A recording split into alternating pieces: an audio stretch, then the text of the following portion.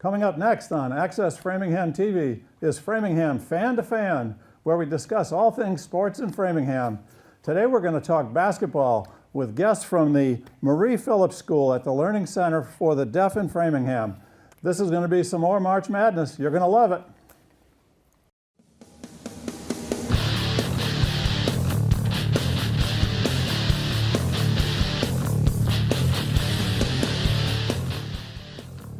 This is Framingham Fan to Fan on Access Framingham TV. Hi, I'm Dave Hornfischer, a Framingham sports fan, and I'm pleased to host this interview show, whose purpose is to highlight those who are involved in Framingham sports at all levels. We hope through this show to increase awareness and ideally fan support of these fun sporting events in Framingham, and also to help use sports to achieve our station's goal of building community. Today I'm pleased to welcome coaches and players from the Marie Phillips School in Framingham. It's the school at the Learning Center for the Deaf, and I'm pleased to have the athletic director, the head basketball coach, and two of the players. And guys, welcome to Framingham Fan to Fan. Thank you. Well, thank you. Thanks for having us here. Thank you. It's a real pleasure, and we're looking forward to having a chat with you. Well, let's start with David Del Pizzo, the Director of Athletics and the Assistant Basketball Coach.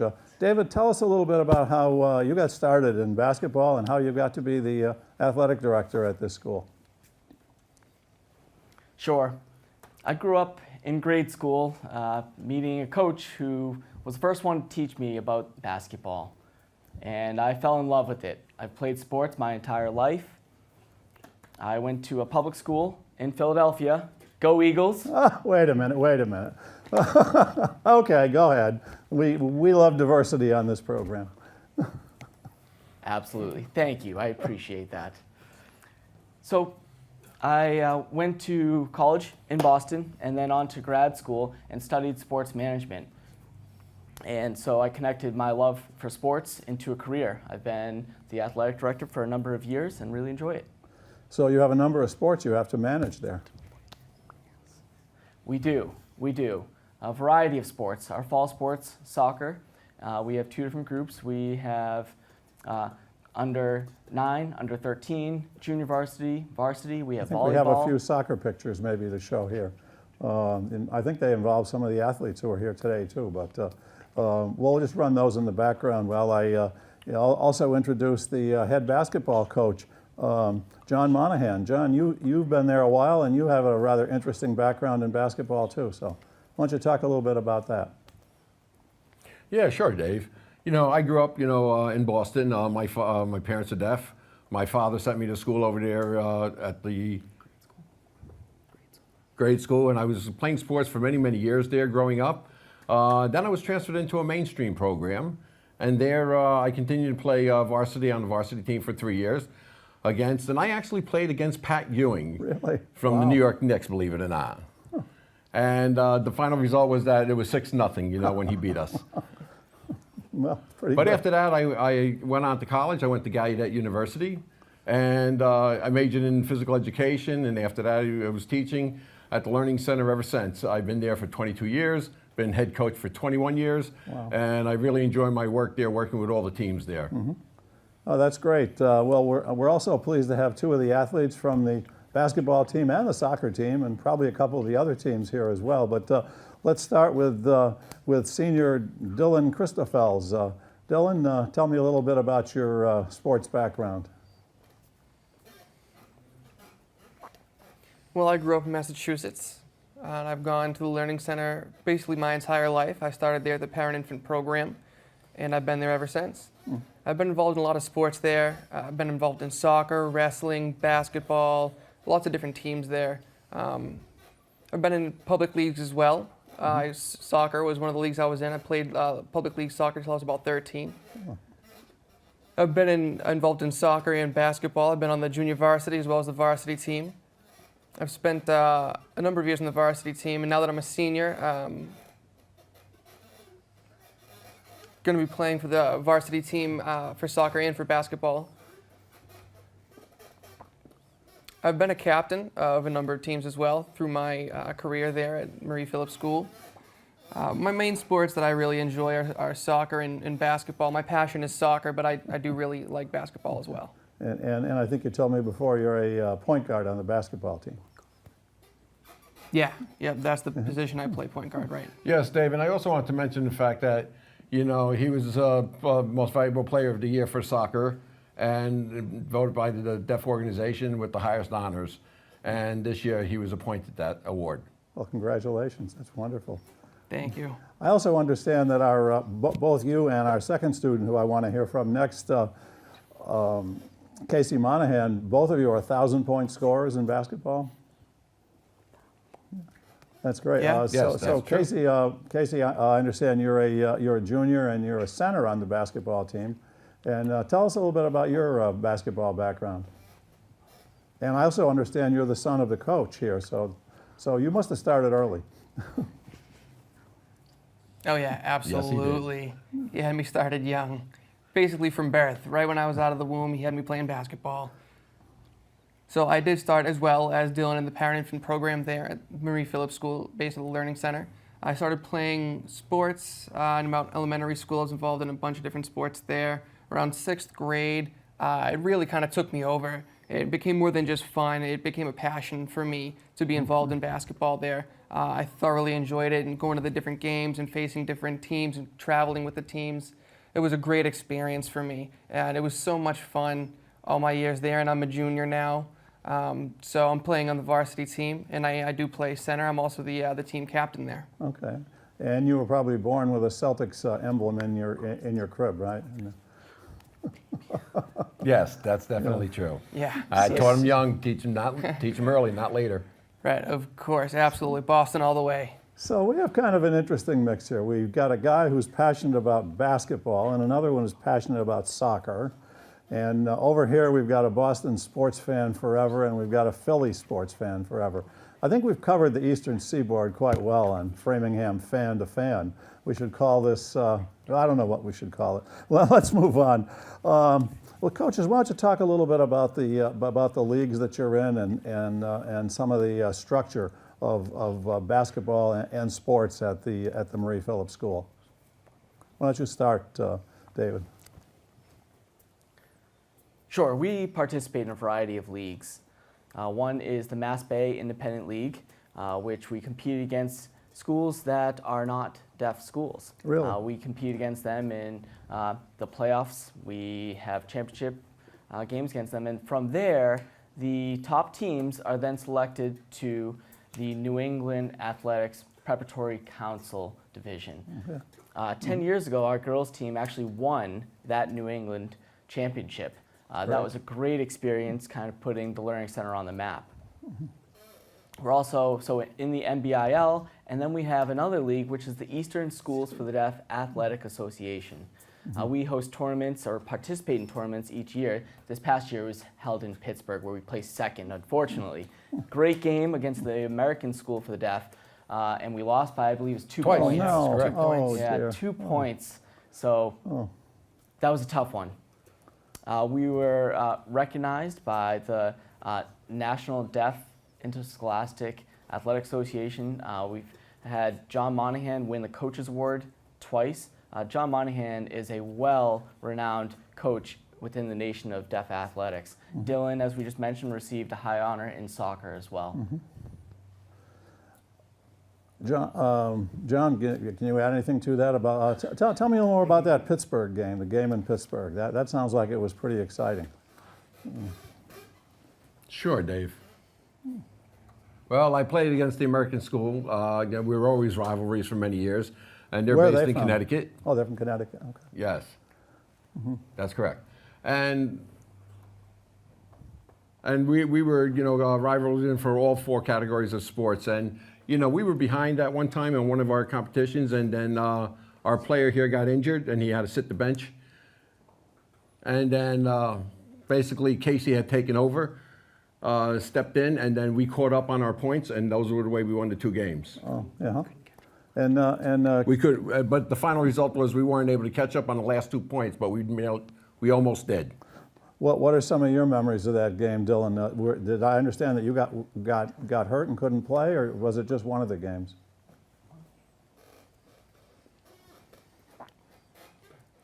Well, I've had a back injury for quite some time. I think since about freshman year, maybe 8th grade, I've been dealing with that issue, and it's gotten better. But sometimes my back will act up, and there wasn't too much time before that game that I started to feel a little bit of pain. And then the next game, it got a little bit worse. And by the championship, it was just pretty much unbearable. I was pretty much just. Well, what happened was another player were playing, and they kind of like jumped up and leaned over to me, and I kind of fell a little bit, and that's what really caused a lot of the pain. And I just wanted to add that happened immediately right after halftime. Oh, no. And so if he would not have been put out of the game, we may have won that game. But Yeah. he was taken out early right at the beginning of the second half. And so, Casey, a lot of the pressure fell to you then in that game, I gather. Yeah, absolutely. I really wanted to be there for our team. And, we were young and wanted to grow in the experience there. So it was a lot, but it was good. One thing about our teams is we have perseverance. They never gave up, regardless of what the situation was, regardless of how many points they were down. They continued to fight until the clock said 0. So, unfortunately, it was a close one, but it was a good game. I think a lot of that gets to the coaching. I mean, in coaching, we always hear Bill Belichick's "do your job." What are some of the motivational messages that you try to give your athletes, John? You've been at this a while, so I bet you have some real ones that are effective. Yes, Dave. Well, when we finish every practice, we always get into a huddle, and we say, "No fear." That's our motto, no fear. Because many of these youths are very young, and when they first get in there and they're playing, with these, sports for the first time, they have this fear factor come up. And we explain to them that no matter what the fear is, continue to play, march forward. Continue to play, march forward. Okay, is that something that you guys buy into? I mean, when you have a huddle with a coach, what are some of the things that kind of keep you going or change what's happening?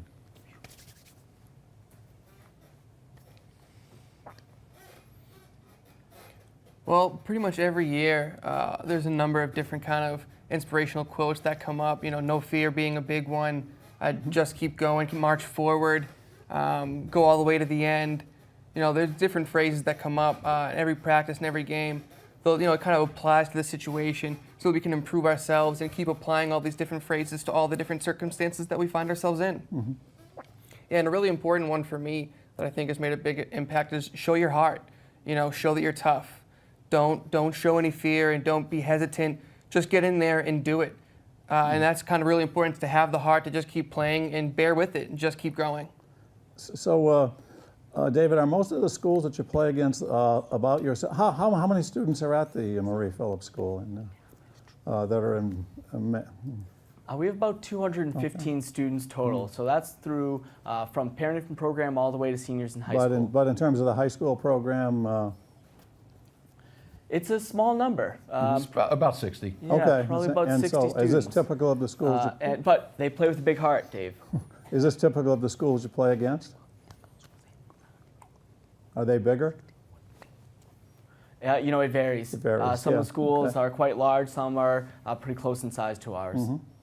Well, one of the interesting things I think that our fans in Framingham community would be interested are some of the challenges of playing, I guess, any sport, but maybe even basketball in particular as a deaf athlete.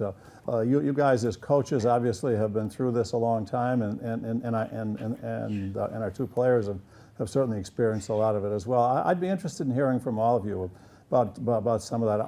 I guess communication would be one subject, but would be one issue. But why don't you talk even a little bit about some of that, how some of that plays out when you're playing?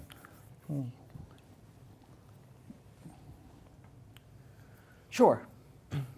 So there's a big misconception out there in the community that because deaf people do not speak, that they cannot succeed. There's a lot of different ways of communicating, regardless of if you have a sign language or spoken language. There's ways of gesturing, there's ways of writing back and forth, and we haven't even got into today's technology, the amount of different options you have there. So on the court, you figure out how to communicate with each other. And sometimes that's being physical, tapping each other on the shoulder, pointing, eye gaze.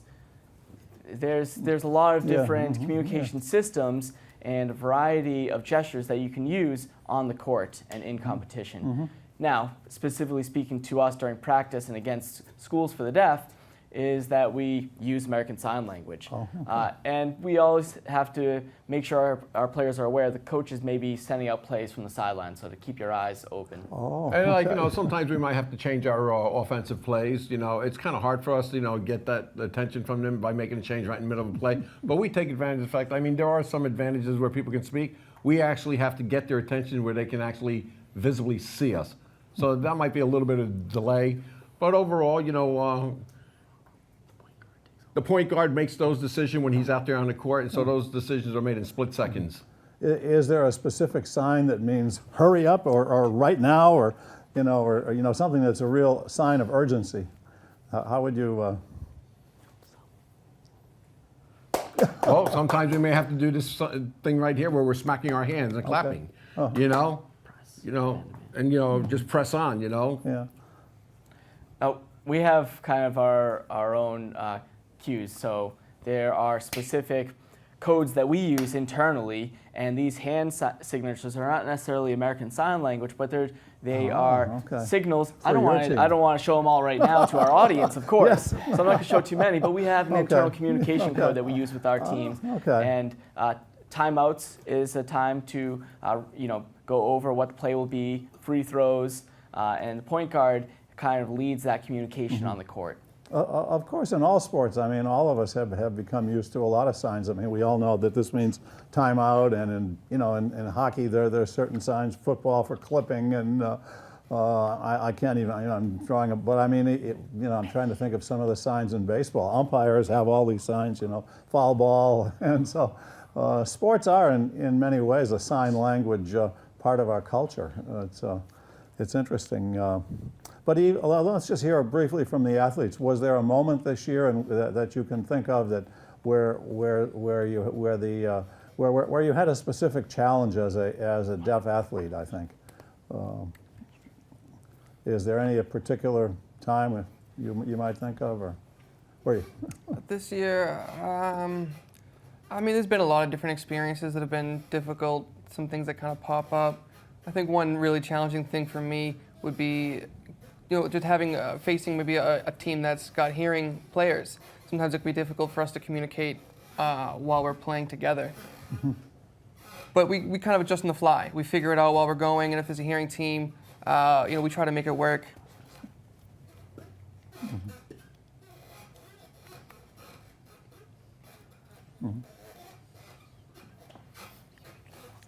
So yeah, a lot of the hearing people that we face don't know any sign language, so we'll try to come up with different ways to communicate and try to find different ways that when challenges come up, we make our way through it. Whatever it takes, we just persevere through that challenge, and we'll find ways to make the what needs to happen. So as for me playing on a deaf team, I do remember this past fall that we were facing. We were playing on the AAU league, and there was no interpreter there, so communication was an issue. So, when it came time to try to have some sort of back and forth, it was really a struggle, and we tried to find a way to navigate that situation there. And it was important to just keep playing and deal with it, and the skills, the coping skills, getting through with the communication issues, we just keep going. But it feels good at the Learning Center to be able to have that open communication with my teammates and with the coaches. So it's great to be able to have that communication access when we're playing. Within sports, we use our eyes. We see everything. True. And, I know that hearing people just have a tendency to rely on their ears. That's just the way they live life. Well, we rely on our eyes. And I tell my players to not be horses, but to be bees. Bees have 1,000 eyes. They're looking everywhere at all times. You don't want to have the horses' blinders on. So we're competitive, that's for sure. That is so cool. Well, we've been talking maybe a little too much about the issue of hearing. Let's just talk a little bit about some basketball moments and some kind of issues. I'm especially interested in hearing from the players. If you as a player, what's the feeling in your mind when there's 20 seconds to go and the ball comes to you? How do you? What's the? Is this a pressure moment? Is this something you've always looked forward to? How do you deal with that? Soccer and basketball are fast-paced. let's talk about a little bit about maybe what's in your head when you're playing. Close your eyes and just, you know.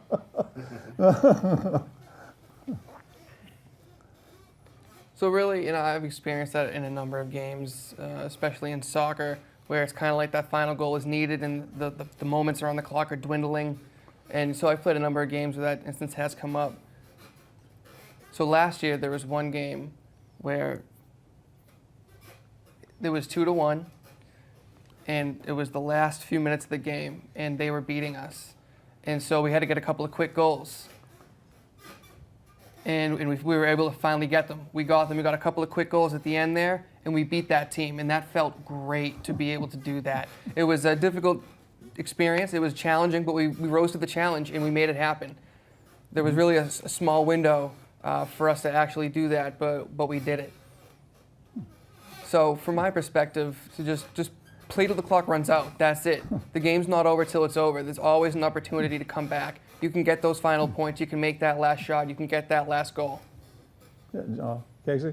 So for me, at the beginning, there was one time, well, you know what? You can get nervous. That definitely happens. Sometimes the nerves kick in, but you just keep going. You play through it, and they disappear. And then you're feeling good, and you're ready for the game, and you just get into it. I think maybe like a month or so ago, or a couple months ago, whatever it was, I was sick, and I wasn't able to play. And I was kind of getting down on myself about it. I wasn't able to play, and I wanted to keep going. I wanted to make sure that my skill set was up to par. And I was watching the games, and I was seeing that, it was a tough game for them, the game that I was watching there.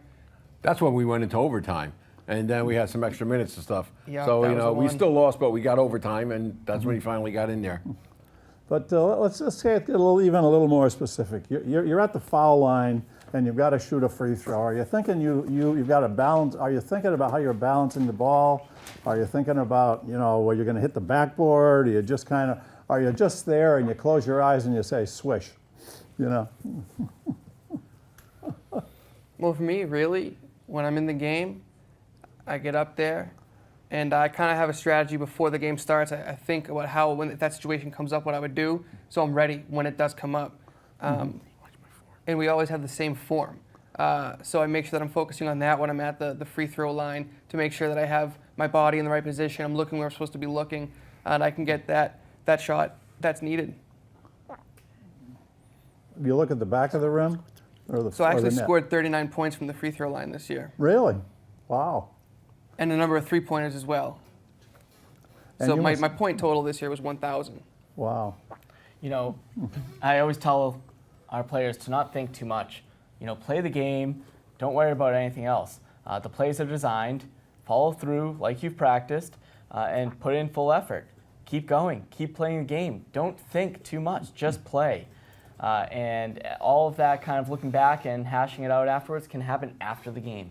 Yeah, and just that, I do remember one time you were saying, we got onto the court, and you were saying just throw everything out from the day. Whatever happened today doesn't matter. We're focusing on the game. Get on the court and leave everything else off the court. Stay focused. Yeah, someone said at one of my shows, and I think it was a Patriot reference here. Sorry about that, David, but it was always be in the moment.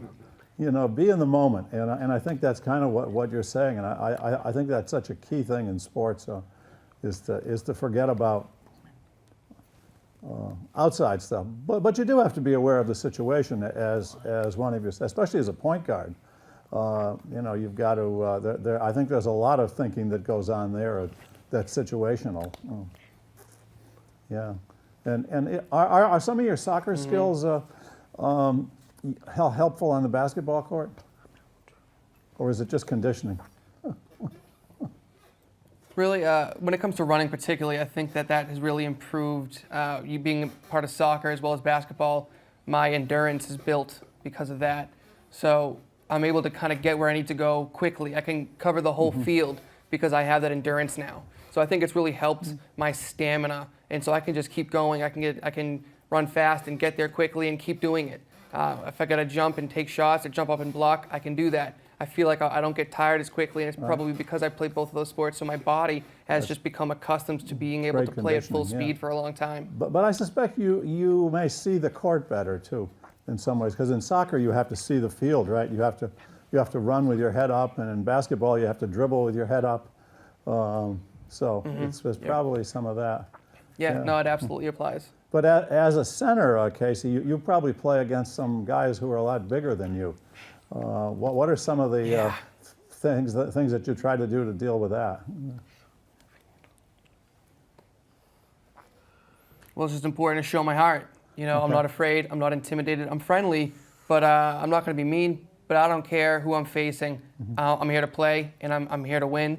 So that's my heart in the game, and I step up to the challenge. And positioning is probably pretty important. Yeah. Yeah, of course. Elbows. That's it. Well, especially for the center. Yeah, you got to watch the elbows. Yeah. You got to make sure that, you know, when you're maneuvering, you're not going out of bounds, and you got to box them out. That's important too, to make sure that you're getting the upper hand when it comes to positioning. Well, this is all great stuff. I just love to hear from athletes talking about being in the game and some of the things that you're doing, because I think there's some real lessons in sports. But before we end this show, and we touched on this a little bit at the beginning, you've all indicated you were sports fans, and let's sort of ignore David here for a moment. But let's talk about which of the Boston teams do the other three of you like? Well, we'll get back to David. Well, my favorite team, really all the Boston teams. The Celtics, the Red Sox. My passion for Boston teams never die. You know, I'm just happy that we just won recently with the 2004. I mean, the Red Sox. I mean, I just loved it. A lot of parades. Yes. Well, you're like me. I've always said if they put numbers and the word Boston on ballet dancers, I would watch it. What about our two players here? I'm not really a huge Boston fan, but except for the New England Revolution. I'm a big fan of the Revolution. But when it comes to football, I'm a fan of the Dolphins and the Lakers when it comes to basketball. And hockey, I like the New Jersey Devils. So I'm a fan of a lot of different teams. That depends on the sport. Okay, so you're a real sports fan, not a laundry guy like our coach here. And Casey, what about you? Just to wrap this up. I'm just like my dad, Boston all the way. I bleed Boston. I love Boston. Yeah. So when I watch all the Boston sports, the Celtics, the Patriots, the Red Sox, I'll watch it all. The Bruins, I'll watch any. I mean, the Bruins, a little bit, but I'll watch it. So for me, it's definitely I'm just like my dad. And the Philadelphia guy here, he has one Boston team. I look forward to Boston this Sunday. Villanova. I'm hoping for Villanova to win tomorrow night, and then I'm actually going to the Elite Eight. So if Villanova wins, makes it to the Elite Eight, they're right here in Boston, I would be ecstatic. Well, that's a great way to end this show on March Madness, because one of the regional finals is in Boston, and this has been just a terrific program. I've really enjoyed talking with all four of you. It's really been exciting. You've certainly convinced me that you're all athletes first, and other physical attributes come after that. But it's been exciting, and to all of you out there in Framingham TV land who've been watching this show, thanks for watching. I hope you've enjoyed it, and I hope you'll come back again next time. It's Framingham Fan to Fan on Access Framingham TV. Cheers.